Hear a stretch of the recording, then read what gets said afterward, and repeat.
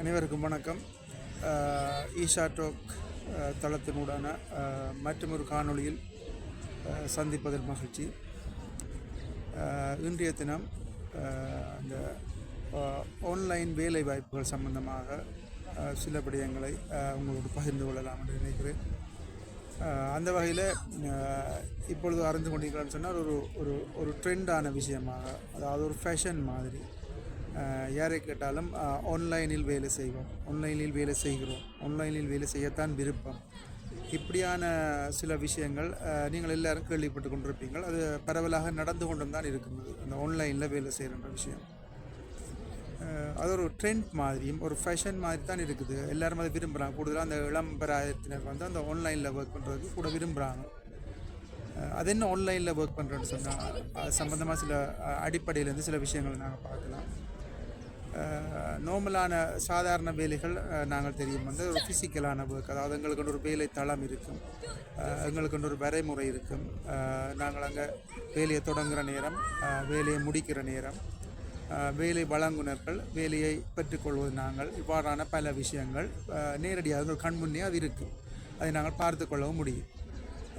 இதுதான் ஒரு பாரம்பரிய முறை. இது நேரடியாக நாங்கள் கடமைக்கு செல்வது, கடமையிலிருந்து கடமையை மேற்கொள்வது, திரும்ப கடமையிலேருந்து திரும்புவது, இவ்வாறான முறை சாதாரணமாக இது ஆண்டாண்டு காலமாக இருந்து கொண்ட முறை. இன்றைய வரைக்கும் அது இருக்குது. உலகத்திலேயே இவ்வளவு காலமும் ஏறத்தாழ 95% வேலை வாய்ப்புகள் இவ்வாறாகத்தான் இருந்தது.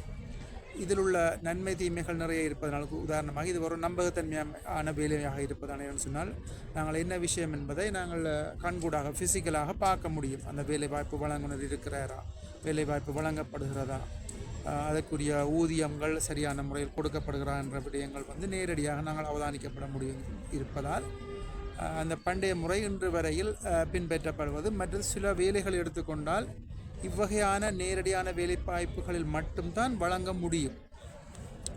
இதனை தாண்டி இந்த இன்டர்நெட் யுகம் என்றது அறிமுகப்படுத்தப்பட்ட பிற்பாடு ஏறத்தாழ ஒரு 1 அல்லது 2 தசாப்தங்களுக்கு உட்பட்ட காலமாக, ஒரு 25 வருடங்களுக்கு உட்பட்டது என்று சொல்லலாம். குறிப்பாக ஒரு 10-15 வருடங்கள் என்று குறிப்பாக சொல்லலாம்.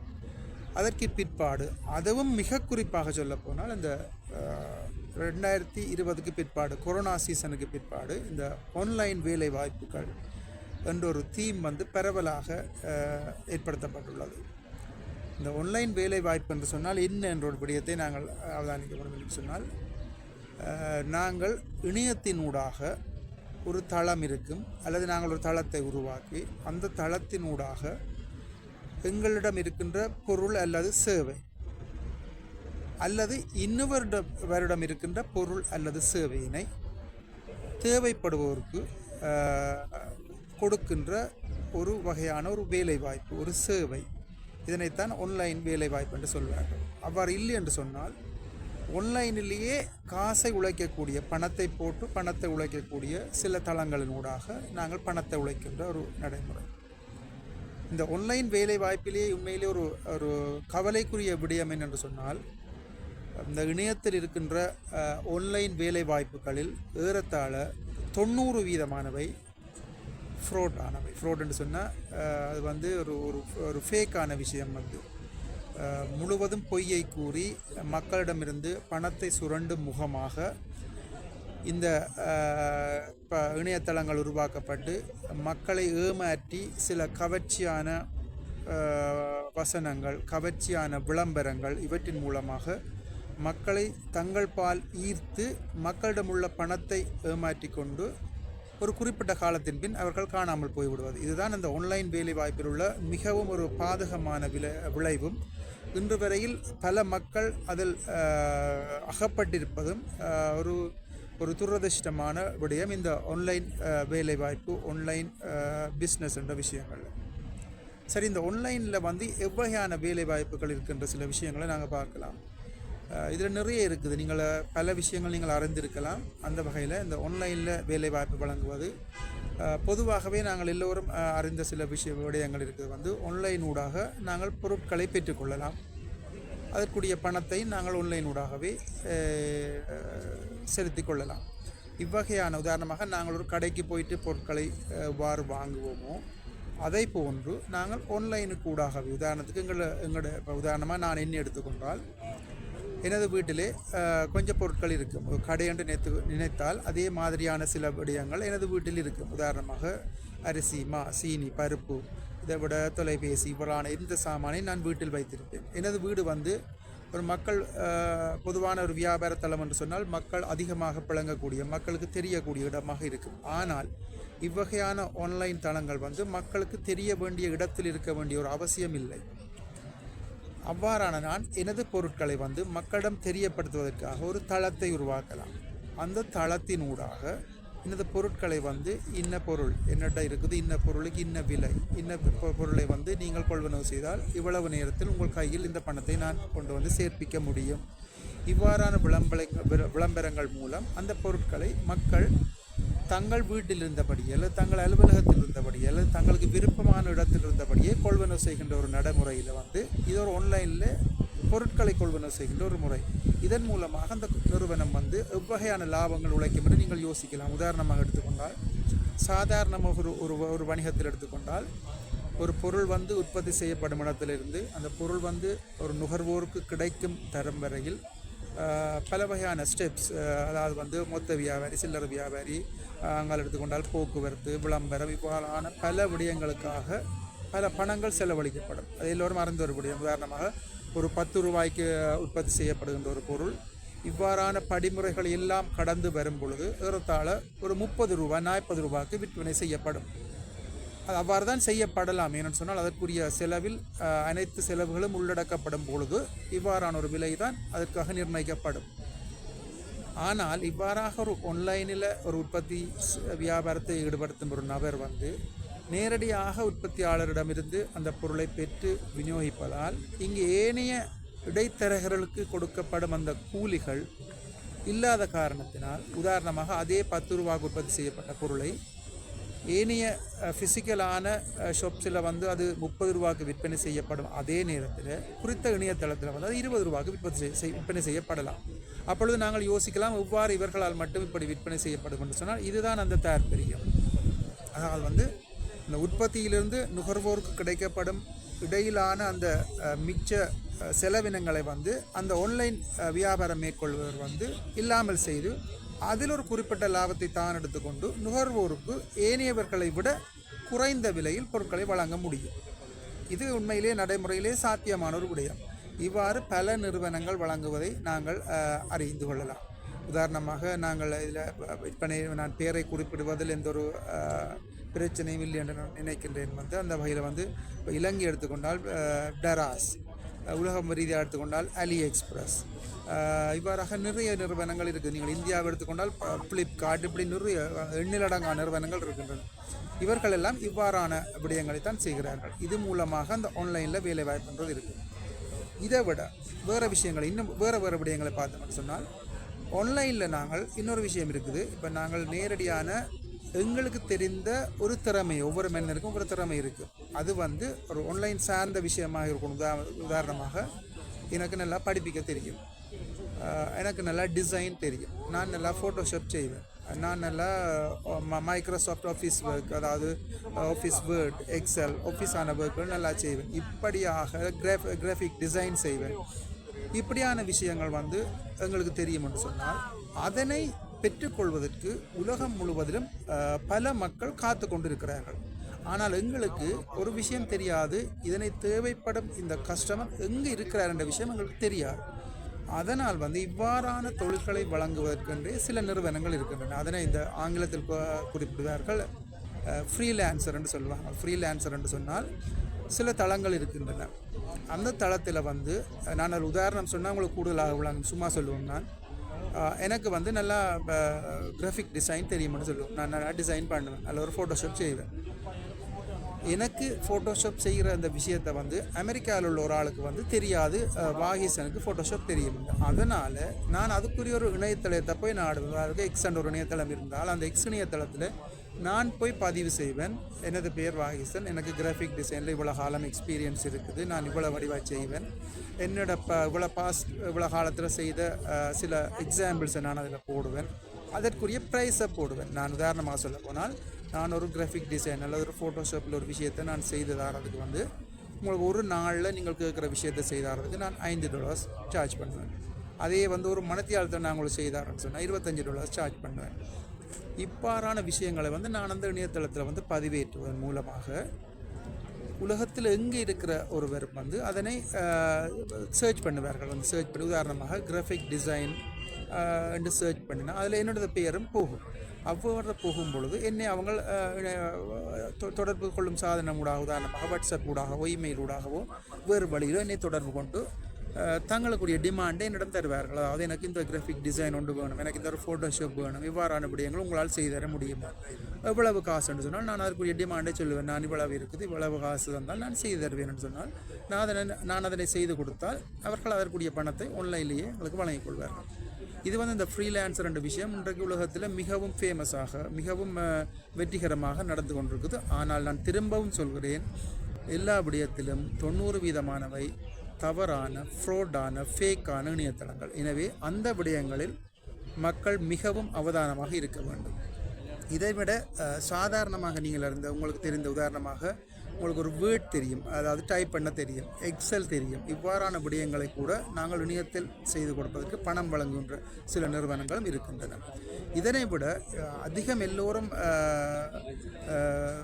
தங்களை மாட்டிக்கொள்வதும் ஆனால் ஒரு சில உண்மையான இணையதளங்களும் இருக்கின்றன. எவ்வாறுன்னு சொன்னால் தங்கள் விளம்பரங்களை பார்த்தால் பணம் கொடுப்பதாக நிறைய விளம்பரங்களை நாங்கள் அன்றாடம் பார்க்கக்கூடியதாக இருக்கும். நான் இந்த விடயத்தில் தான் குறிப்பாக சொல்கிறேன், இவற்றில் 90% மேற்பட்டவை வந்து பொய்யான இணையதளங்கள். ஆனால் அதில் உள்ள அந்த 10% இணையதளத்தை நாங்கள் இனங்கன்றோம் என்று சொன்னால் அதிலும் நாங்கள் பணம் உழைக்கலாம். உதாரணமாக இந்த விளம்பரத்தை பார்ப்பதற்கு எவ்வாறு பணம் உங்களுக்கு கிடைக்கின்ற விடயம் உண்மையில் எனக்கு முதல் புரியாமல் இருந்தது. இதனால் அவர்கள் எவ்வாறு பணம் உழைக்கிறார்கள் என்று சொன்னால் சில நிறுவனங்கள் வந்து உலகத்தின் மிகவும் பிரபல்யமான ஃபேமஸான தளங்களை அணுகி உங்களது ப்ரொடக்டுகளை அல்லது சர்வீஸுகளை வந்து நாங்கள் அட்வர்டைஸ்மெண்ட் செய்து தரோம், அதுக்குரிய காசுன்னு சொல்லி அவங்கள்ட்ட பர்ச்சேஸ் பண்ணுவாங்க. அது எப்படி நடக்குதுன்ற விஷயத்தை நான் சின்ன ஒரு உதாரணமாக சொல்கிறேன். உதாரணமாக எக்ஸ் என்ற ஒரு நிறுவனம் இருக்குது. அது வந்து ஜப்பானில் இருக்குது, மிகவும் ஒரு ஃபேமஸான நிறுவனம். அந்த நிறுவனத்தின் உற்பத்தி பொருட்களை வந்து உலகத்தில் உள்ள இணையவர்களுக்கு பெரிதாக தெரியாட்டில் குறிப்பிட்ட அந்த விளம்பர நிறுவனம் அந்த நிறுவனத்தை போய் அணுகும். உங்களது பொருட்களை நான் உலகத்தில் குறிப்பிட்ட 30 நாட்களில் இவ்வளவு பேருக்கு நான் அட்வர்டைஸ்மெண்ட் செய்ததால் எனக்கு நீங்கள் இவ்வளவு காசு தரணும் என்றால் அதுக்கு அந்த நிறுவனம் உடன்படும். அதனால் அந்த நிறுவனம் என்ன செய்யும், இவ்வாறான விளம்பரங்களை பார்ப்பதற்கு கட்டணங்கள் அறவிடப்படும் என்ற ஒரு சேவையை உலகம் பூராக வெளியிடப்படலாம். அவ்வாறு வெளியிடும் பொழுது நாங்கள் ஒரு அட்வர்டைஸ்மெண்ட்டை வந்து கிளிக் பண்ணினா, உதாரணமாக உங்களுக்கு சாதாரணமாக தெரியும் யூடியூப், நாங்கள் இதில் கிளிக் பண்ணினாலும் நாங்கள் ஒரு அப்ளிகேஷனை கூட ஒரு ஆத்தரைஸ் இல்லாத ஒரு அப்ளிகேஷனை கிளிக் பண்ணோன்னா அட்வர்டைஸ்மெண்ட் வரும். அந்த அட்வர்டைஸ்மெண்ட்டை நாங்கள் அறிந்தோ நாங்கள் அதை பார்ப்போம். நீங்கள் உதாரணமாக எடுத்துக்கொண்டால் யூடியூப்பில் நீங்கள் பார்த்தா உங்களுக்கே தெரியும், யூடியூப்பில் அடுத்தது சில பாருங்கள் இந்த அட்வர்டைஸ்மெண்ட் வரப்போகுதுன்னு தெரியும். அதை நாங்கள் தொடர்ச்சியாக நாங்கள் பார்க்கும் பொழுது எங்களை அறியாமல் அந்த பொருளில் அல்லது அந்த சேவையில் ஒரு ஈர்ப்பு வரும்.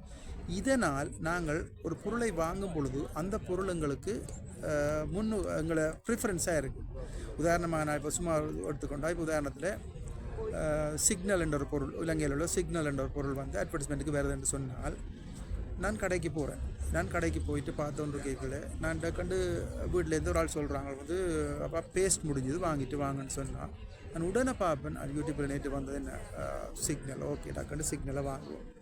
இவ்வாறாக உலகத்தில் மில்லியன் கணக்கானவர்கள் பொருட்களை இந்த விளம்பரங்களை பார்த்து கொள்வனவு செய்தனால் அதனை நடத்தும் நிறுவனமும் அதனை உற்பத்தி செய்யும் நிறுவனம் லாபத்தை உழைக்கலாம். எனவே இந்த விளம்பரங்களை பார்த்து உழைப்பது என்பதும் வந்து ஒரு ஆன்லைன் வேலைவாய்ப்பாக இருந்தாலும், ஆனால் நான் திரும்ப மீண்டும் இதனை சொல்கிறேன், இதில் உள்ள மோசடிகளில் மாட்டிக்கொள்ள வேண்டாம். அடுத்த ஒரு விடயத்தை எடுத்துக்கொண்டால் எல்லோரும் அறிந்த ஒரு விடயம் தான் இதுவும், இந்த ஷேர் மார்க்கெட், அதாவது வந்து பங்குச்சந்தையில் முதலீடு செய்கிறது. உண்மையிலே இது வந்து மிகவும் ஒரு ரிஸ்கான விடயம். இந்த பங்குச்சந்தையில் முதலீடு செய்து மிகவும் கோடீஸ்வரராக உருவானவர்களும் இருக்கிறார்கள், அதில் பாதாளத்தில் சென்றவர்களும் இருக்கிறார்கள். உண்மையிலேயே நான் இந்தியாவில் பார்த்த மட்டும் சொன்னால் நான் விட்ட பேர் கூட எஸ்கே சுந்தர் ஒன்று நினைக்கவும் சரியாக சர்ச் பண்ணி பாருங்கள். அவ்வாறான ஒருவர் வந்து பில்லியனராக வந்தது இந்த ஷேர் மார்க்கெட்டின் ஊடாக. இந்த ஷேர் மார்க்கெட் என்று சொல்கிறது வந்து உங்களை எல்லாருக்கும் தெரியும். ஒரு கம்பெனியில் பங்குகளை வாங்கி அதை குறைந்த விலையில் வாங்கி நாங்கள் கூடுதலான விலைக்கு விற்கும் பொழுது எங்களுக்கு ஒரு ப்ராஃபிட் வரும். இதுவும் ஒரு ஆன்லைனில் உள்ள வியாபாரம் தான். இவ்வாறான ஷேர் மார்க்கெட் மாதிரி நிறைய விடயங்கள் இருக்குது. வந்து கிரிப்டோ மார்க்கெட் ரெண்டும் இருக்குது. கிரிப்டோ கரன்சியை வந்து, அதாவது வந்து டிஜிட்டல் மணியை வந்து வாங்கி குறைஞ்ச விலைக்கு வாங்கி கூடுதல் விலைக்கு விற்கும். இதெல்லாம் வந்து நிறைய ரிஸ்க்கான விஷயம். ஆனால் ஆன்லைனில் வந்து ஜென்யூனாக இதனை செய்வதற்குரிய தளங்களும் இருக்கிறது. எனவே நாங்கள் அதனை அடையாளம் காண வேண்டும். அதில் அந்த கிரிப்டோ மார்க்கெட் மாதிரி ஒன்று கிரிப்டோ மார்க்கெட், இன்னொரு ஸ்டாக் மார்க்கெட் ரெண்டுமே இருக்குது. ரெண்டு விஷயம் இருக்குது. ரெண்டின் மூலமும் நாங்கள் பணம் உழைத்து கொள்ளலாம். ஆனால் நாங்கள் அதற்குரிய சரியான இணையதளத்தையும் சரியான உண்மையான விடயங்களை நாங்கள் கண்டறிய வேண்டியது எங்களுடைய ஒரு கடமை. வந்து நான் ஆன்லைன் வேலைவாய்ப்பு சம்பந்தமாக சொல்லிவிட்டேன் என்று சொல்லி திடீரென்று போய் நீங்கள் ஒரு தளத்தில் போய் பார்த்து அதில் உங்களோட காசை இழந்தால் அதற்கு நான் பொறுப்பாளி அல்ல. எனவே இந்த ஆன்லைன் வேலைவாய்ப்பு என்று சொல்வது உண்மையிலேயே நடைமுறையில் இருக்கின்ற விஷயம். அதனை நீங்கள் சரியாக அடையாளம் காண வேண்டும். இதனை விட நான் ஏற்கனவே சொன்ன இந்த கொரோனாவுக்கு பிற்பாடு வந்து ஆன்லைன் வேலைவாய்ப்பு என்ற விஷயம் வந்து கூடுதலான ஒரு பேசு பொருளாக இருப்பது. ஏனென்று சொன்னால் இன்றும் ஐரோப்பிய நாடுகளில் இந்த கொரோனாவுக்கு பிற்பாடு அங்குள்ள தொழிலாளர்களில் ஏறத்தாழ 40% தொழிலாளர்கள் இன்று வரையில் வீட்டில் இருந்தபடி தான் வேலை செய்கிறார்கள். அதை இன்னும் அந்த ஆன்லைனில் வேலை செய்கிறோன்னு சொன்னால் இப்போ சில ஒர்க்குகள் வந்து நாங்கள் சில டெக்னிக்கல் ரீதியான ஒர்க், அப்படியான சில வேலைகள் வந்து நாங்கள் வந்து உண்மையிலேயே குறிப்பிட்ட இடத்துக்கு சென்று தான் வேலை செய்ய வேண்டிய தேவையில்லை. அதனால் இந்த கொரோனாவுக்கு பிற்பட்ட காலத்தில் பல நிறுவனங்கள் ஊழியர்களை அழைத்து வேலை கொடுப்பதில் உள்ள செலவினங்களை விட அந்த ஊழியர்களை வந்து ஆன்லைனிலே அவர்களது வீடுகளிலிருந்து வேலை செய்ய பண்ணுவதனூடாக லாபங்களை எதிர்பார்க்கின்றன. ஆனால் இப்போ உதாரணமாக நாங்கள் இலங்கை, இந்தியா போன்ற நாடுகளில் ஆன்லைனில் வேலை செய்வது என்று சொன்னால் நாங்கள் நினைக்கலாம் வீட்டில் இருந்து நாங்கள் வேலை செய்தால் அவங்களுக்கு எவ்வாறு தெரியும், அதனை எவ்வாறு அவர்கள் கட்டுப்படுத்துவார்கள், எனவே நாங்கள் அதனை சுலபமாக மற்றவர்களை ஏமாற்றலாம் அப்படியெல்லாம் நினைப்பார்கள். ஆனால் வெளிநாடுகளை பொறுத்தவரையில், மேற்கத்திய நாடுகளை பொறுத்தவரையில் அதற்கான பலவிதமான கட்டுப்பாடுகளுடன், குறிப்பாக அவர்களுக்கு வேலைக்கு வரும் நேரம், வேலையை முடிக்கும் நேரம் என்பதெல்லாம் அவர்களே ஆன்லைன் மூலமாக தொடர்ச்சியாக கண்காணிக்கப்பட்டு தான் இவ்வாறான வேலைகள் வழங்கப்படுகின்றன. எனவே இந்த ஆன்லைனில் வீட்டில் இருந்து வேலை செய்வதென்ற விடயம் வந்து நான் அறிந்து உண்மையிலேயே வந்து எனக்கு தெரிந்த ஒருவரின் மகன் வந்து ஆன்லைன் ஊடாக அவர் வந்து மாலையில் 5 மணிக்கு தனது அறைக்குள்ளே போவார். அறைக்குள்ளே போனால் அந்த அறை வந்து நீங்கள் சாதாரண அறை என்று நினைக்கக்கூடாது. அது ஃபுல்லாக குளிரூட்டப்பட்ட ஏசி பொருத்தப்பட்ட அறை, 2-3 கணனிகள் இருக்குது. அதன் மூலமாக அவர் சில விடயங்கள் செய்வார்.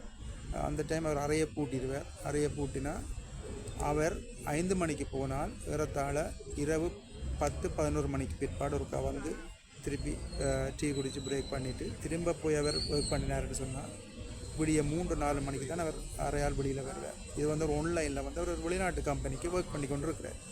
அது ஆன்லைனில்னு சொன்னால் அவர் அதுக்குரிய படிப்புகள் வந்து படித்திருக்கலாம். அந்த எல்லோரும் இப்படி செய்ய முடியாது. அந்த அவ்வாறான உழைக்கும் நபர் ஒருவர், அந்த நபர் சொன்னார் தனது மகன் இவ்வாறான உழைப்பின் மூலமாக இலங்கை பணத்தில் ஏறத்தாழ மாதம் 10 லட்சம் ரூபாய் அளவில் உழைப்பதாக சொன்னார். அது உண்மையிலே நடைமுறைக்கு சாத்தியமான விடயம். வர பலர் உழைப்பதை நான் கேள்விப்படுகின்றேன். எனவே இந்த ஆன்லைனில் வேலை செய்வதென்ற விடயம் வந்து நடைமுறை சாத்தியமான விடயம். ஆனால் நீங்கள் எல்லோரும் அதற்குரிய தெளிவான தளங்களையும் அதற்குரிய வழிமுறைகளையும் அதற்கு ஏற்றாற்போல உங்களது வளர்ச்சியையும் நீங்கள் வந்து ஏற்படுத்தி கொள்ள வேண்டும் என்ற ஒரு தகவலைத்தான் இன்றைய காணொளியில் நான் தெரிவித்துக் கொள்கிறேன். எனவே இந்த வருங்காலம் வந்து பெரும்பாலும் ஆன்லைன் ஊடாகத்தான் செல்ல வேண்டி இருப்பதனால், அதுவும் குறிப்பாக நான் ஏற்கனவே குறிப்பிட்ட அந்த ஏஐ என்ற ஒரு நிலைமையை நோக்கி தான் இந்த உலகம் சென்று கொண்டிருப்பது. எனவே அனைவரும் இந்த ஆன்லைன் என்ற வேலை வாய்ப்புகளை பற்றி கொஞ்சம் அறிந்து அது சம்பந்தமாக உங்கள் பிள்ளைகள், எதிர்கால சந்ததியினர்களுக்கு கொஞ்சம் விழிப்புணர்வுகளை ஊட்ட வேண்டும் என்ற ஒரு தகவலோடு இன்றைய இந்த காணொளி வந்து நிறைவு பெறுகிறது.